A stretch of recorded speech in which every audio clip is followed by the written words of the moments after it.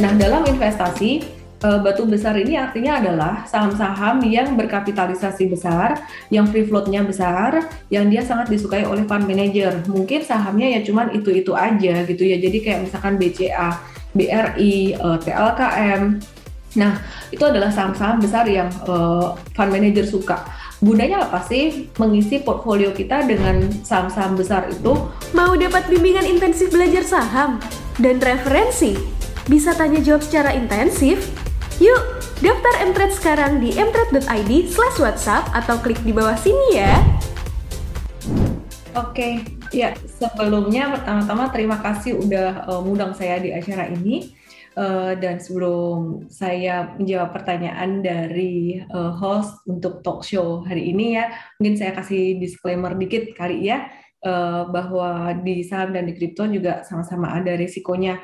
Dan sore hari ini saya kasih sharing-sharing tentang kripto ini on behalf of myself, bukan dari Mtrade, untuk mengikuti arahan dari OJK juga gitu.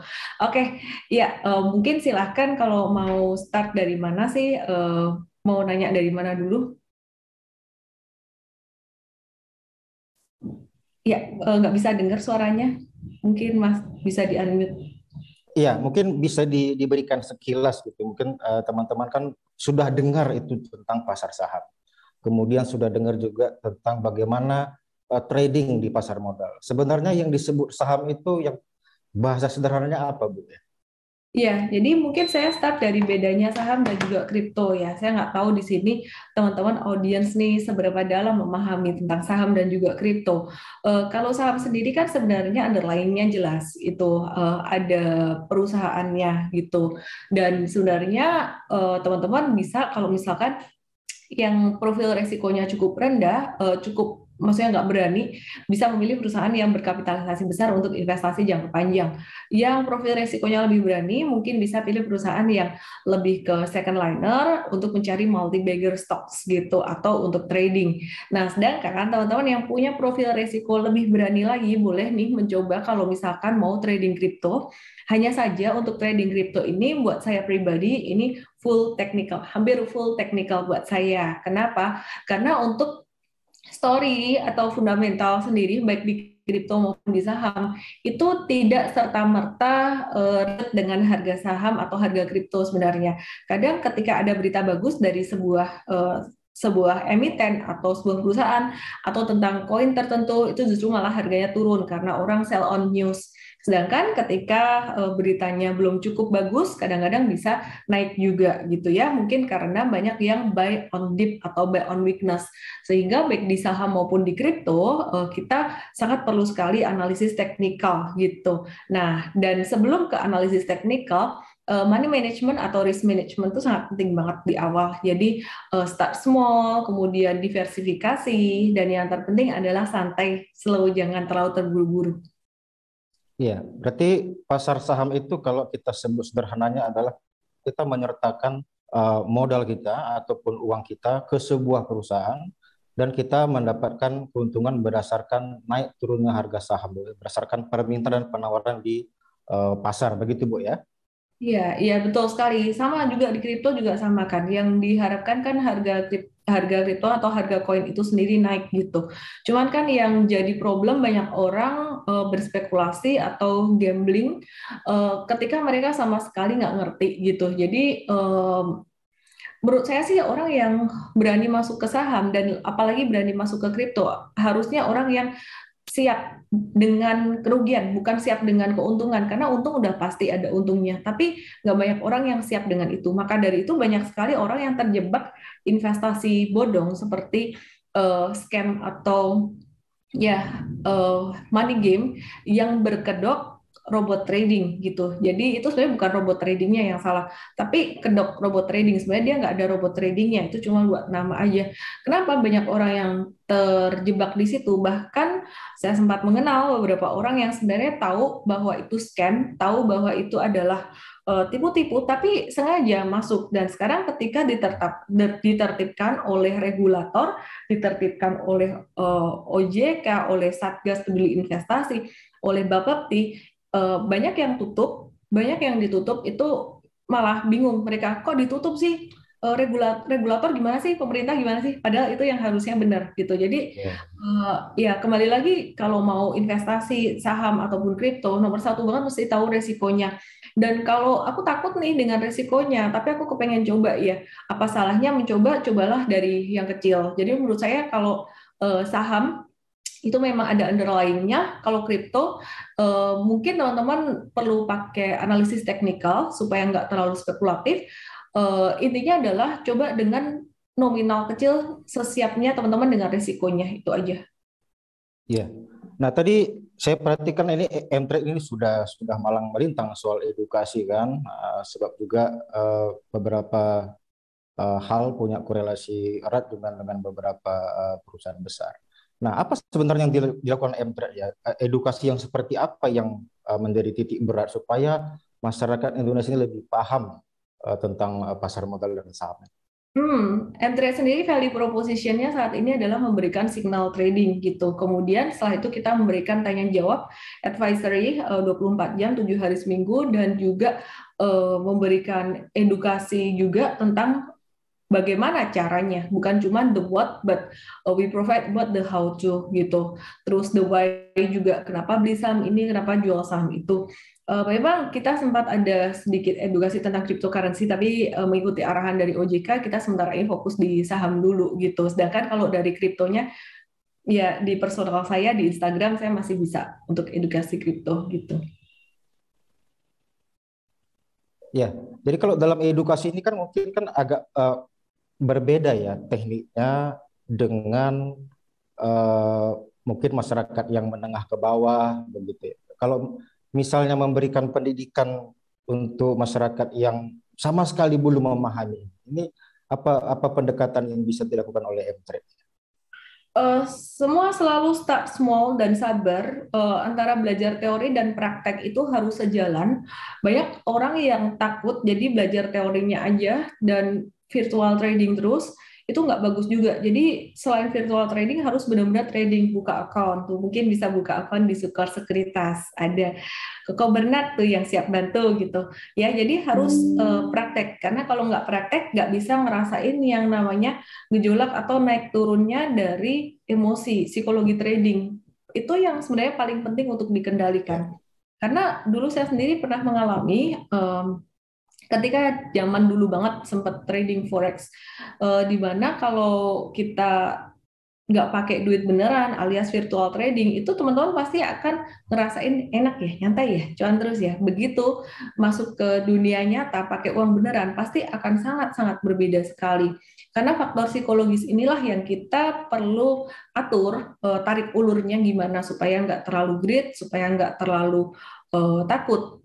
Ketika kita pakai uang sedikit dan ketika kita untung, pasti kita akan jadi greedy. Wah, harusnya beli lebih banyak kan. Dan sampai sekarang pun manusiawi, saya juga sering merasakan itu. Contoh, kemarin sempat beli saham ESA, naik 40%. Aku mikir kayak, kenapa aku nggak belinya dikali ini? 4 kali dari ini aku bisa beli beli mobil ini loh. Kalau aku belinya segini, aku cuma bisa beli mobil ini. Kadang kayak kepikiran kayak gitu. Ya, Kembali lagi, itulah pentingnya manajemen portofolio dari awal, setting dari awal bahwa kita beli saham tuh diatur, di set maksimal per saham tuh bolehnya berapa sih? Itu aturan sendiri gitu. Itu aturan sendiri, dibikin sendiri. Jadi mau sepede apapun sebaiknya ngikutin aturan tersebut. Misalkan 10% dari total portfolio atau 20% dari total portfolio, segitu terus gitu. Jadi jangan sampai nanti pas cuan belinya dikit, pas rugi belinya banyak. Karena tendensinya kalau misalkan kayak tadi ya, misalkan aku habis cuan dari satu saham, nanti kepengennya kayak wah masuk ke saham lain, wah ya udahlah, ntar kalau PD ternyata pas PD malah turun gitu. Jadi kita harus atur dari awal gitu. ya. Tapi kan beberapa masyarakat awam mungkin yang memang sama sekali belum pernah masuk di pasar modal yang lewat sekuritas itu misalnya, sebenarnya seberapa besar ya risiko masuk di pasar saham? Karena kan ini kan saham di Indonesia kan banyak Bu ya kan. Ada yang harganya murah, yang net profitnya 5 tahun nggak naik-naik ya kan. Ada yang harga per unit sahamnya dia cukup mahal, tapi net profitnya juga dalam 5 tahun berturut-turut naik. Ini kita cara memilah yang sederhana untuk sebuah saham yang cukup baik sehingga kita bisa nilai berisiko rendah itu seperti apa caranya? Iya, jadi kalau saya ngajarin tentang portfolio management, kita belajarlah dari fund manager atau aset management reksadana, di mana kita punya satu ember, anggaplah kita punya satu ember, ember investasi ini, dan kita isi dulu kalau kita mau ini benar-benar aktif dan aktif, kita isi dengan batu besar. Baru kemudian dengan batu yang lebih kecil, lalu kerikil, lalu pasir. Pasti ember itu akan terisi penuh. Tapi kalau kita isi dulu dengan pasir dan sebaliknya, ember itu nggak akan bisa terisi penuh atau nggak akan bisa efektif gitu. Nah, dalam investasi, batu besar ini artinya adalah saham-saham yang berkapitalisasi besar, yang free float-nya besar, yang dia sangat disukai oleh fund manager. Mungkin sahamnya ya cuman itu-itu aja gitu ya. Jadi kayak misalkan BCA, BRI, TLKM. Nah, itu adalah saham-saham besar yang fund manager suka. Gunanya apa sih mengisi portfolio kita dengan saham-saham besar itu? Gunanya supaya portfolio kita tuh tidak terlalu fragile, tidak terlalu bumpy, nggak terlalu gampang naik turun, terutama teman-teman yang pemula. Nah, berapa persen sih diisi batu besarnya? Itu tergantung sesuai dengan kesiapan risiko. Semakin orang itu semakin pemula dan semakin dia takutan, sebaiknya batu besarnya semakin banyak. Tapi kalau misalkan orang itu semakin berani, dalam arti bukan cuman berani cuan, tapi dia berani rugi. Istilah kata tuh legowo bahasa Jawanya, kalau misalkan rugi nggak apa-apa gitu ya, itu berarti bolehlah banyakin batu-batu kecilnya atau saham-saham yang lebih kecilnya. Kenapa demikian? Karena saham-saham yang second liner, third liner, mau dia buat trading, mau dia buat investasi jangka panjang untuk multi bagger, saham-saham itu sangat fluktuatif sekali. Jadi gampang naik, gampang turunnya. Jadi akan bikin portfolionya tuh naik turun portfolionya menjadi sangat sangat signifikan gitu. Ya, mungkin lebih ke praktis ya, Bu Ellen. Kalau misalnya sebagian teman dari sini katakanlah setiap bulan itu gajinya 5 juta atau di atas 5 juta, misalnya. Kita bilang 5 juta. Kalau misalnya dia mau masuk ke saham, ini kan kita sudah bincang sedikit tentang portofolio ya, manajemen keuangan. Seberapa persen yang Ibu eh, Ellen sarankan dari 5 juta itu disisihkan untuk investasi masuk di pasar saham? Praktisnya bagaimana ya? Tergantung dengan kebutuhan tiap orang juga. Pastinya 5 juta orang ini single atau punya anak atau gimana kan kita nggak ngerti ya tanggung jawab dia di keluarga gimana kita nggak ngerti juga. Yang jelas dari kalau memang mepet banget dari awal harus disisihkan mungkin kayak kalau kayak dulu tuh anggap kayak amplop-amplopnya sekarang mungkin udah banyak amplop digital lah dipisahin ke rekening ini dan rekening itu beberapa rekening gitu. Nah dari awal alokasikan untuk investasi. Tapi investasi kalau bisa juga dibagi, jangan langsung ke saham atau kripto. Mungkin sebagian dialokasikan investasi yang sifatnya agak-agak low risk, seperti contohnya obligasi yang milik negara gitu, ORI. Terus atau Harus ada diversifikasi, Bu ya. reksadana juga, tapi jangan reksadana yang ekuitas, itu bisa juga gitu. Nah, baru kemudian ke saham atau ke kripto tuh sebagiannya. Nah, yang terpenting adalah dalam berinvestasi ini teman-teman setidaknya harus quote on quote bebas finansial. Bebas finansialnya tuh apa? Udah nggak ada utang gitu. Jadi gimana caranya? Utang itu menurut saya adalah minus.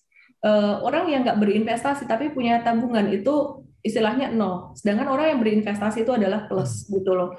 Gimana caranya mau jadi plus kalau nggak ngeberesin yang minusnya dulu. Jadi beresin dulu hutangnya. Gimana caranya mau grow tapi di sini ada ininya. Maksudnya hutang tuh hutang yang hutang konsumtif ya. Lain kalau misalkan secara perusahaan dia mau berkembang untuk ini.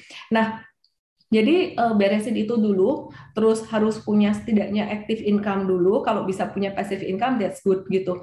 Intinya tuh jangan berpikir berinvestasi ketika masih punya hutang di mana-mana gitu.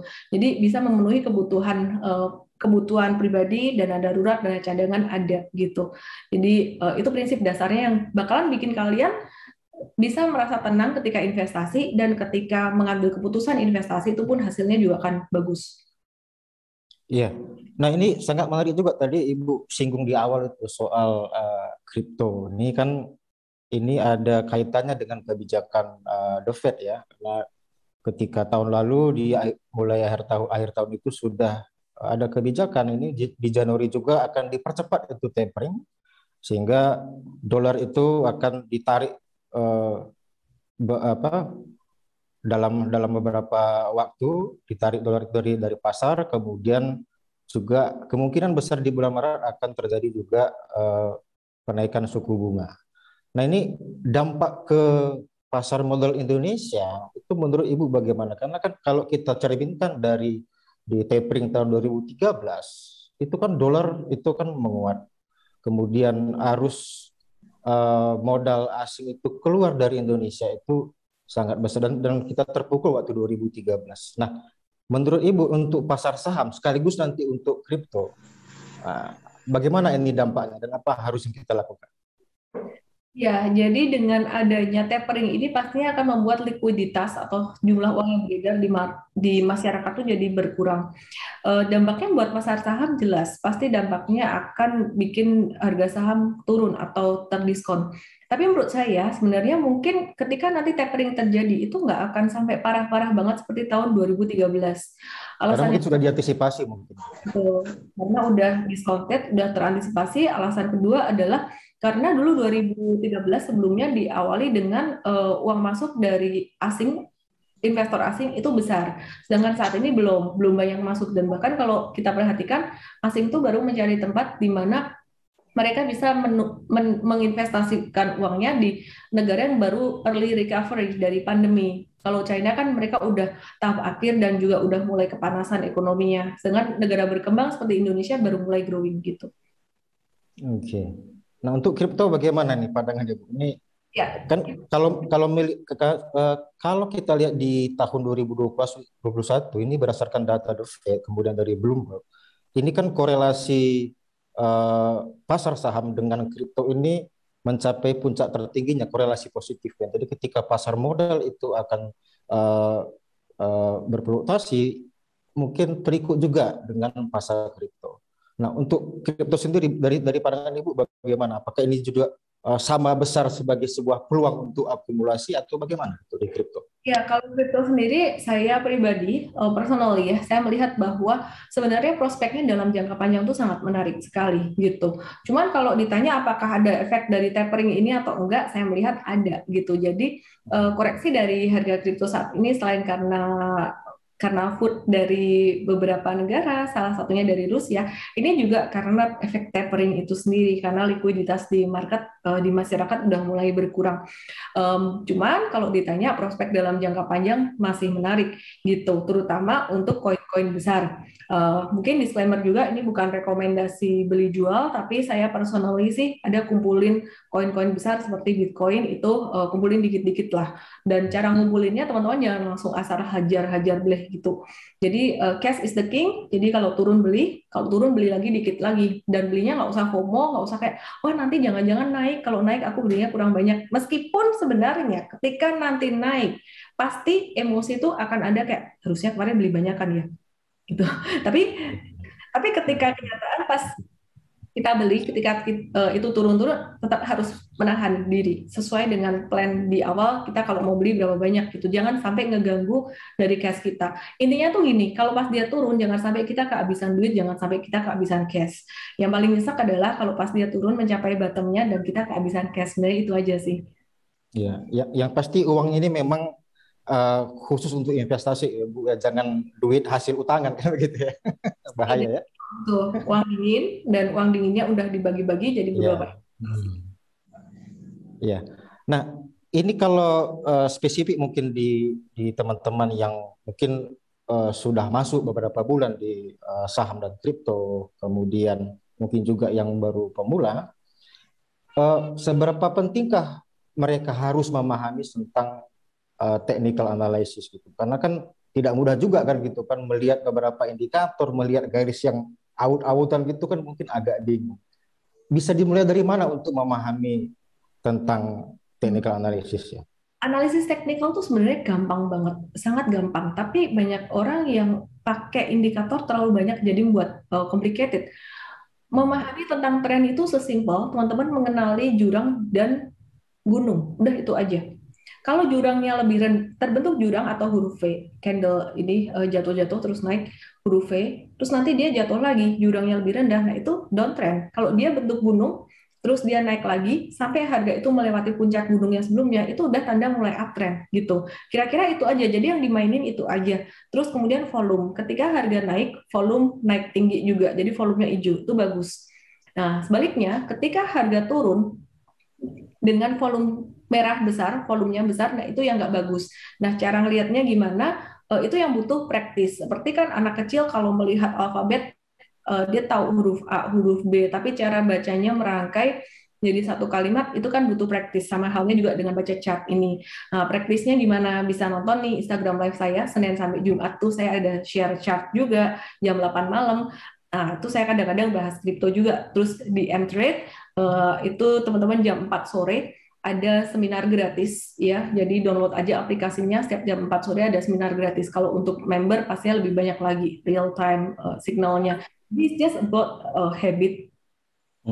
Oke, jadi charting itu hukumnya wajib ya. Wajib. Walaupun mungkin tidak terlalu expert, tapi setidaknya memahami tentang tren harga, cara menarik garis tren, kemudian beberapa indikator mungkin RSI ataupun moving average, Bu Ellen ya. Yang bikin orang stres dalam belajar itu kan karena tidak memberikan ruang buat diri sendiri untuk melakukan kesalahan. Jadi sebenarnya kalau kita embrace mistakes, ya belajar tuh jadi santai aja, jadi fun aja, kayak anak kecil main game, dia mau salah nggak ada hukuman, dapat reward gitu. Jadi, maka dari itu nggak usah takut salah, nggak usah takut rugi, mulainya dari uang kecil aja, pasti nyantai, nanti enak kok belajarnya. Iya. Baik Bu, ini kuotanya sudah 20 menit ya. Silakan Ibu Ellen, mungkin ada statement penutup ya yang disampaikan kepada masyarakat plus 62 ini. Ya, jadi teman-teman semuanya yang ada di sini, kalian semua sangat beruntung bisa memulai investasi dan juga trading dengan cara belajar dulu, ada yang ngebimbing gitu. Manfaatkanlah baik-baik, investasi jangan terburu-buru, trading jangan terburu-buru. Semua pasti ada hasilnya, ada buahnya, dan kalau sedang mengalami ups and downs, terutama downs-nya, jangan putus asa karena itu proses. Jadi fokus pada prosesnya, jangan terlalu fokus pada hasil akhir. Karena kalau kita fokus pada prosesnya, kita menikmati prosesnya, nanti hasil akhirnya pasti bagus. Tapi kalau kita fokus pada hasil akhirnya aja, terburu-buru, nanti stres dalam menghadapi proses itu. Jadi ya, dan saya bantu di Instagram Live Senin sampai Jumat jam 8 malam. Semoga bisa bermanfaat di Instagram LMB_official, dan jam 4 sore tim coach kita akan membantu gratis di aplikasi Mtrade, tinggal download aja. Dan sukses buat thrift dan Sukor Sekuritas juga. Baik, terima kasih Bu Ellen ya, sampai jumpa lagi.